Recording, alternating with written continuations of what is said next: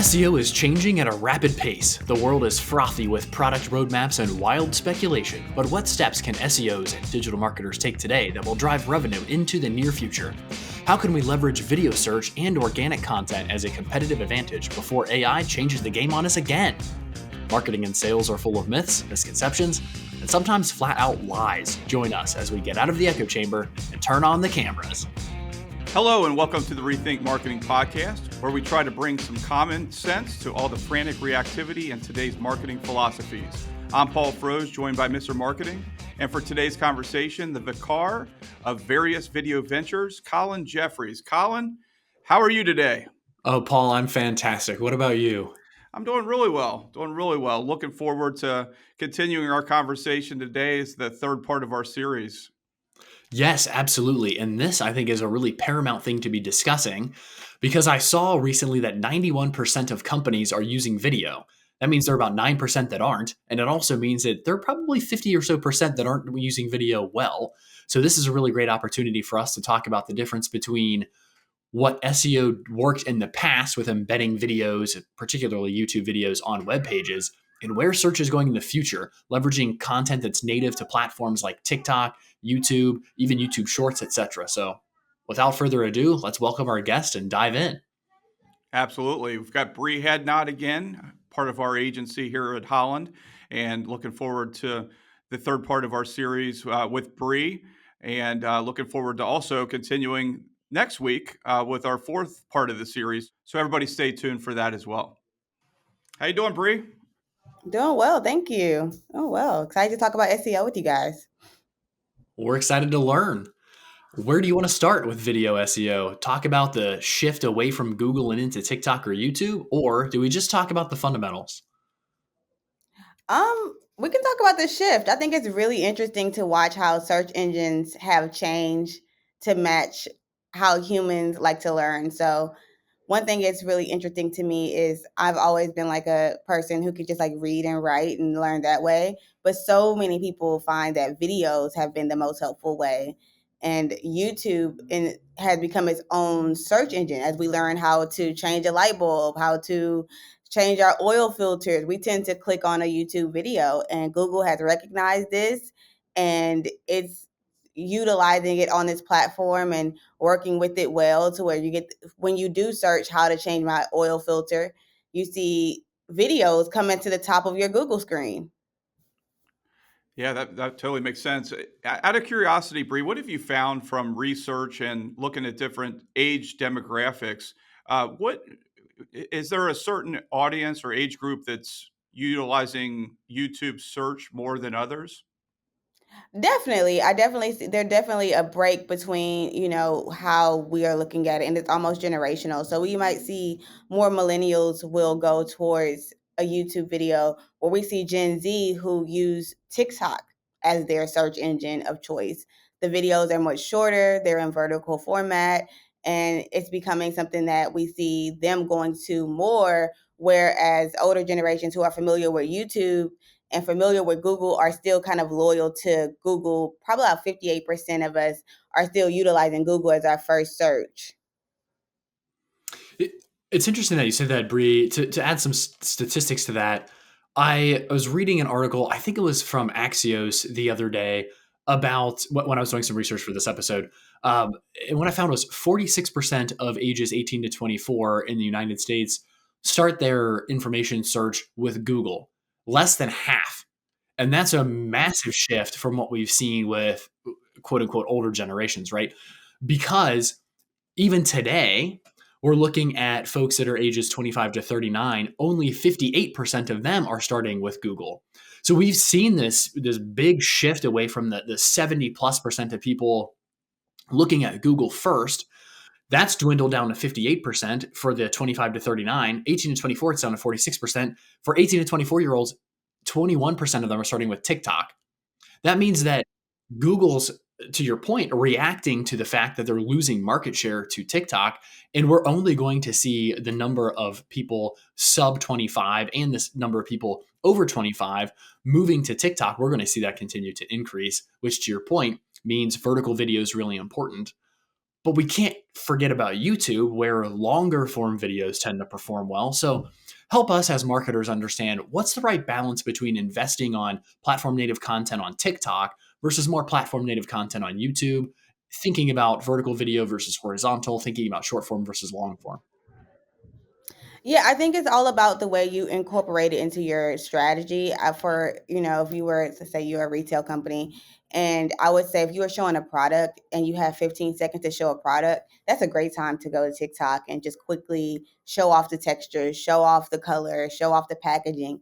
But if you were really trying to say how to use this product, how to integrate this product into your routine or things like that, then that's something that's more long form content and should be put on like a YouTube platform. And I think that's going to be something that people are consistently strategically trying to figure out, okay, like how long is this, how engaging is it? But I think when it comes to TikTok, we have to remember it's very much about the creators. People are being influenced by like people that they feel like these parasocial relationships they build with the content creators there. And so you got to think like, how can I be quick, engaging, hook them, and be able to sell this product, and then utilizing my linking in a strategic way to where I can get them to my landing page or get them to checkout as quickly as possible. Where YouTube is probably a little bit of a longer nurturing system, because they are, if someone's going to use our YouTube and looking at you, then they are probably really interested in the learning aspect of it, the informational aspect of it, and want like a slower approach to it. That makes so much sense. I'm really glad that you brought up influencers as well, because when we're talking about video from an SEO perspective, it doesn't have to be our owned video, meaning we can work with influencers, we can work with other brands, we can work with other content creators, and they can actually create content that ranks well on the video search engine, that then refers business to us or brings our brand top of mind, etc. In fact, what I think is kind of fascinating is the YouTube ads is working to cut out the middlemen like Grin and influencer management platforms and allow brands to go directly to influencers. And I'm sure it's only a matter of time before organic YouTube starts doing that as well and allows brands to work with influencers on a more streamlined basis versus having to go through a third party like Grin or Scipio or something like that.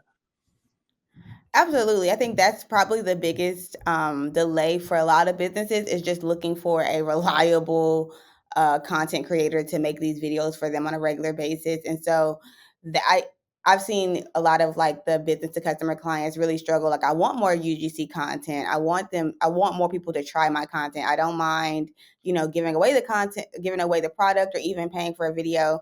But I think a lot of the struggle is finding creators who are developing it, bringing it back out in a timely fashion, fit their brand image, fit their look. And if you don't consider all of these things, you might be putting marketing dollars into a black hole, per se, because if the person or the creator doesn't fit your company vision, it can kind of fall apart and come off very unauthentic. That's a great point too. So interesting as we dive into this video piece. My curiosity is, are there any emerging players other than TikTok? Obviously, we've got YouTube. I look at it from when it was just organic or pay per click with Google, where it was a very small player with Bing, right? So curious to see if you've researched any other emerging players in the market that are up and coming that might be able to compete with TikTok, to be able to compete with YouTube. Oh, yeah, I mean, Meta is on it. Meta is already, if you look at your maybe your Instagram right now, you'll see they already added like an AI search type of engine on top of like where you would typically search on Instagram, like just going through and not really having a place. They're trying to create it, go away from hashtags, and you can kind of search by topic, and you can kind of put in what you're looking for by a keyword or a topic or an example. And they're trying to create this like search ability right there on their platform, because TikTok isn't only beating Google, it is kind of surging and kind of shaking up the entire way we look at social, in terms of sales, in terms of getting attention. As we work to get more and more attention, they see who's working the hardest, and these other players are trying to keep up. And I think that because Facebook and Instagram do have the dollars to kind of keep integrating their technology, they're going to be they're going to continue to innovate in a way that matches and mimics what they're doing too. So they're going to be the third big player right there. Well, Bree, this conversation has been insightful and great so far. Let's give our listeners a little bit of the peek behind the curtain, so to speak, of how things actually work on the back end. When we're thinking about the tools that we're using, formats that we're exporting, how we're titling, transcriptions, etc., what should we be looking at from a search engine optimization perspective so that we understand that the content we're uploading is actually playing into the ranking algorithms that we want to serve us? Absolutely. So when we're doing the video SEO, or we're integrating video into our SEO strategy, I think the idea of keywords, descriptions, meta, very thoughtful detailing, and kind of checking your boxes all still plays into the whole metric. So for instance, like maybe I'm doing a video about bikes, right? And the video is about how to fix the chain on my bike. Well, then that allows me to create a blog that complements it. It doesn't necessarily, it could be the video could be at top and we can still have the information. And then when we're integrating the two, we're considering how can I utilize these keywords? What keywords do I want to gather? And I have two opportunities rather than the one. If someone's looking for video search, bam, it's right there. You know, the detail and the description is there. The title is optimized, and I can expect that video to perform pretty well at top of Google, because Google is prioritizing video. So when I put a video out and the video is getting traction on YouTube, I can imagine that's going to do well for my search features, right?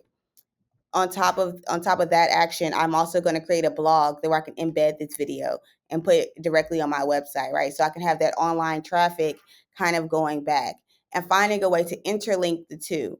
So maybe I'm embedding on my website the video, but on my YouTube, I'm putting, natural links to, hey, if you want to learn more or read more, click here. This is also almost like a backlinking opportunity. Can people go from one to the next and learn more and be integrated? And it's all about making sure that that content is high quality and it continues to be valuable, right? When they're on their journey to learning, because that's what YouTube is for. People use YouTube as like a how-to mechanism. So when they're on their learning, you want to make sure that you're complementing that process in an accurate manner, that you're building trust. If they're learning from you, they're trusting you, and the more videos you're putting out in that way, the more you're building trust, and then you can kind of convert those people into the buyers. This is really interesting because similar to traditional SEO, video SEO really is a volume play as well. It's a volume play overlaid with what I would consider as a quality play. But if you don't have the volume, it's really hard to have good quality.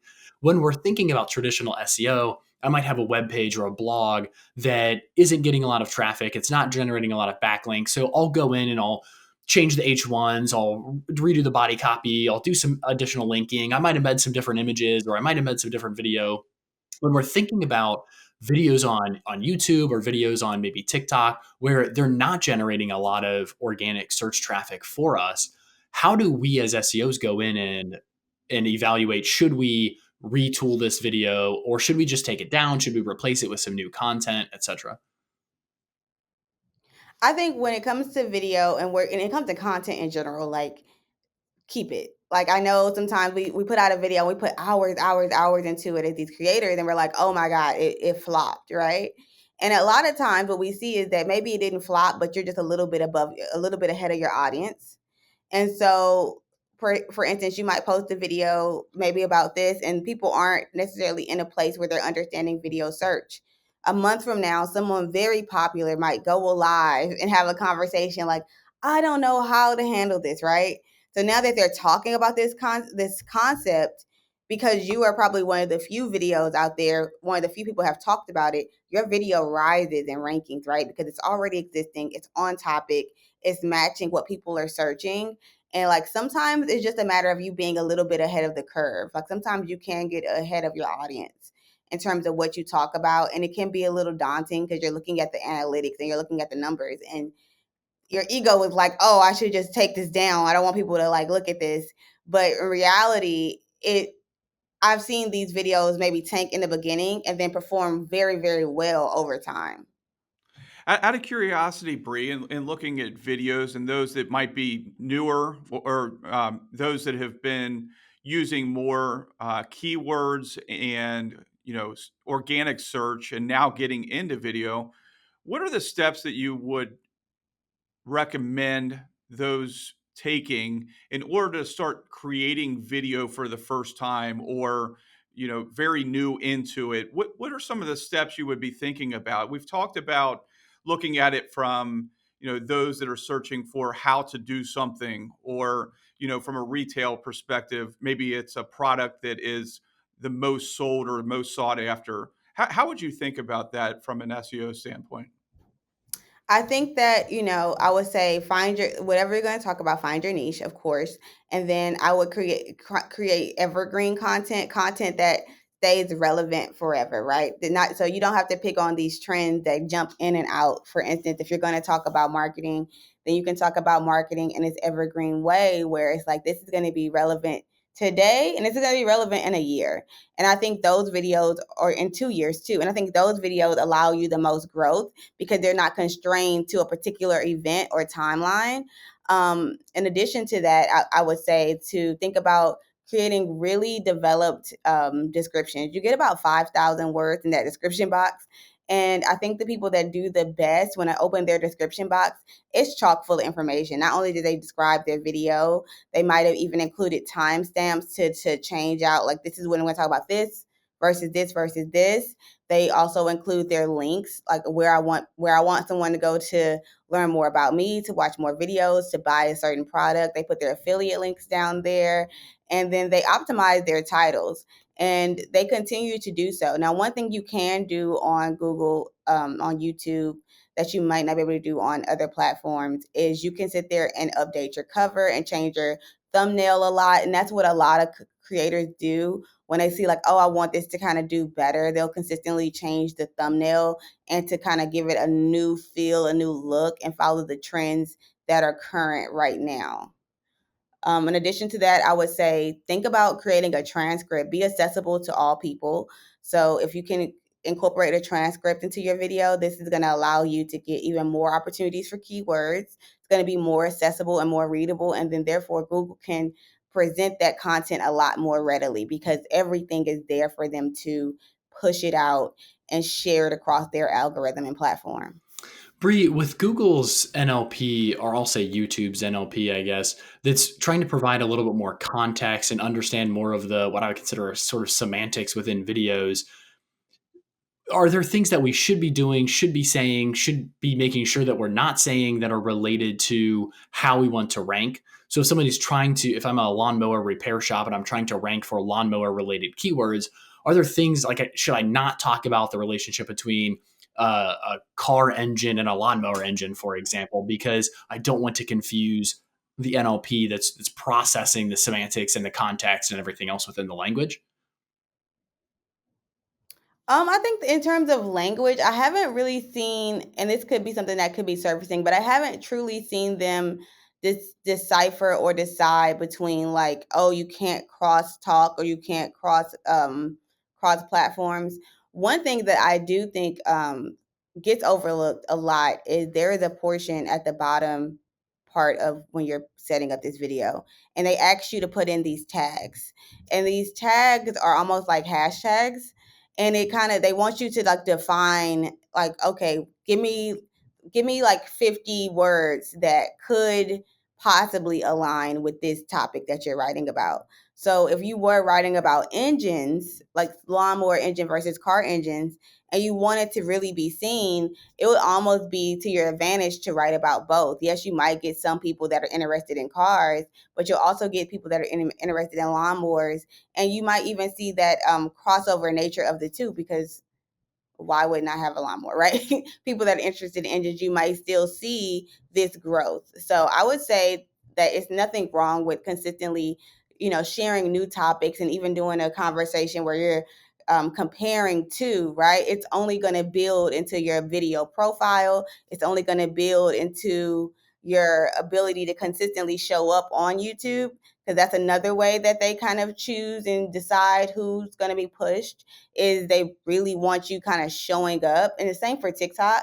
So I think that for this is really a push towards, can you show up regularly, consistently? And it's like, if you can do that, then they will push those videos. Fantastic. Well, we're coming up on time here. This has been a fascinating conversation, very insightful. Again, Bree, appreciate your wisdom and your research. Anything else you would add before we land the plane?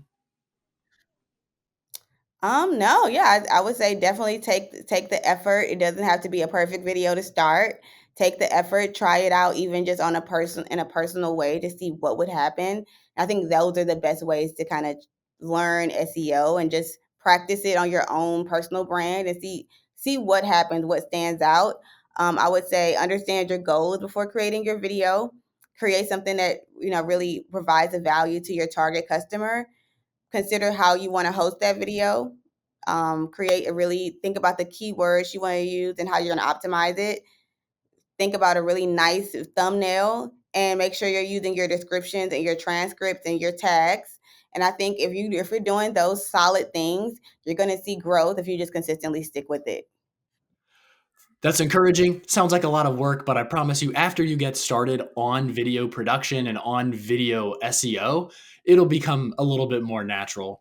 Everybody, thank you so much for joining us today on the Rethink Marketing Podcast. Please join us next week when we talk about backlinking. And until then, keep rethinking those common assumptions and keep rethinking the play that video search engine optimization plays in your overall digital strategy. Thanks for joining us.